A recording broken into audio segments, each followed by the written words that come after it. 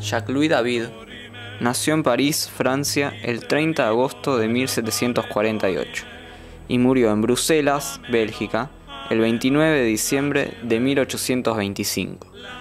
Fue un pintor francés de bastante influencia en el estilo neoclásico.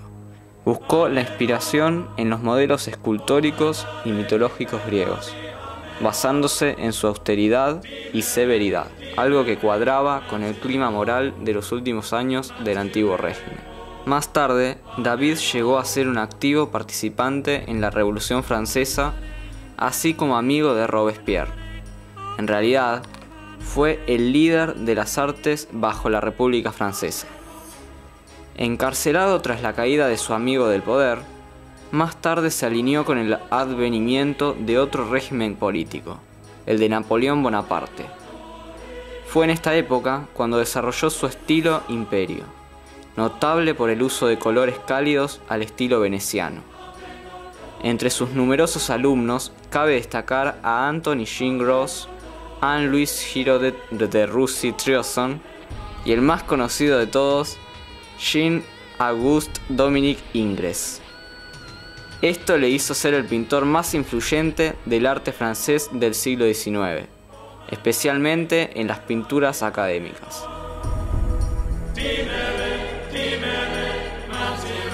Jacques-Louis David nació en el seno de una próspera familia en París el 30 de agosto de 1748. A la edad de 9 años, su padre fue asesinado en un duelo y su madre lo dejó bajo el cuidado de sus tíos, que eran unos prósperos arquitectos. Ellos aseguraron de que recibiera una excelente educación en el Colegio de las Cuatro Naciones, pero Jacques-Louis David no fue nunca un buen estudiante. Pronto manifestó su deseo de ser pintor, pero el deseo de su madre y de sus tíos era de que fuera arquitecto. Finalmente venció los recelos de sus familiares y fue al taller de Boucher, máxima figura de la época. Boucher, en sus inicios, pintor rococó, se encontraba en un periodo más clásico de su pintura. Boucher decidió que en vez de enseñar personalmente a David, podría enviarle bajo el tutelaje de su amigo Joseph Bien, que había adoptado gustos clásicos frente al rococó imperante. Allí David asistió a la Real Academia de Pintura y Escultura, situada en lo que hoy es el Louvre.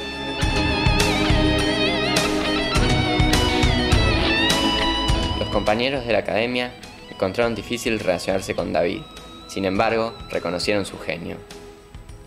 Permitieron a David que se quedara en la Academia Francesa en Roma durante un año más, pero después de 5 años en Roma, regresó a París.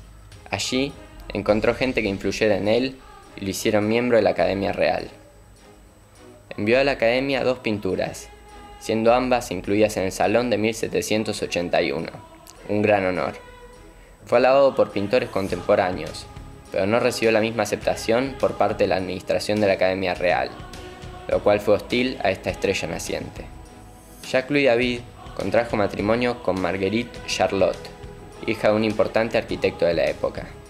Este matrimonio proporcionó a David dinero y, con el tiempo, 4 hijos. El gobierno le encargó que pintase Horacio defendido por su padre, para lo cual Jacques decidió volver a Roma, ciudad inspiradora para él.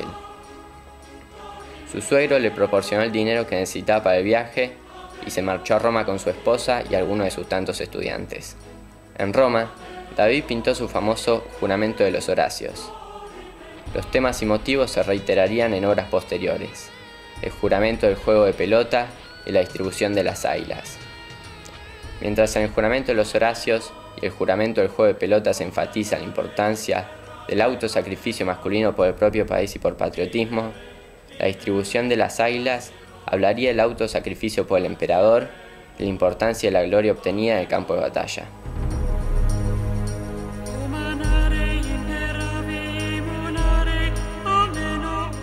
Al comienzo, David apoyó la revolución, siendo amigo de Robespierre y miembro del Club Jacobino. Mientras otros abandonaban el país en busca de nuevas y mejores oportunidades, David se quedó para ayudar a destruir el viejo orden.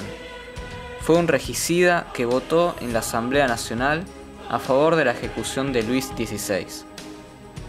No es seguro por qué lo hizo, pues había más oportunidades para él bajo un rey que con el nuevo orden. Algunos sugieren que el amor de David por lo clásico le hizo abrazar todo lo de aquel período, incluido un gobierno republicano.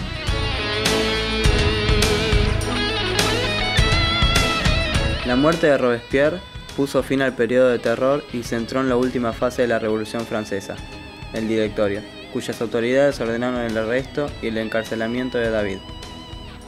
Estando en la cárcel, David pintó su autorretrato, más joven de lo que realmente era. Retrató igualmente a su carcelero. Después de que su mujer lo visitara en prisión, David concibió la idea de relatar la historia de las Sabinas. Se dice que el rapto de las Sabinas, acabado en 1799, se pintó en honor a su esposa, siendo el tema de la obra el amor que prevalece sobre el conflicto.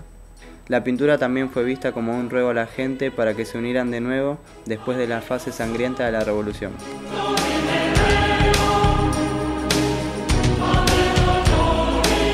Después de que los Borbones regresaran al poder, David se encontró en la lista de proscritos por revolucionarios y bonapartistas, pues había votado a favor de la ejecución de Luis XVI. El nuevo rey Borbón, sin embargo, le ofreció un cargo como pintor de corte. David rechazó su oferta, prefiriendo en lugar de ello exiliarse en Bruselas, Bélgica. Allí pintó Amor y Psique y vivió hasta sus últimos días tranquilamente con su esposa, con la que se había vuelto a casar. Durante este tiempo se dedicó principalmente a cuadros a escala menor, escenas mitológicas y retratos de emigrados napoleónicos, como el general Gérard. Su última gran obra, Marte desarmado por Venus y las Gracias, lo empezó en 1822 y lo acabó el año anterior a su muerte, tratando de plasmar en él toda su carrera.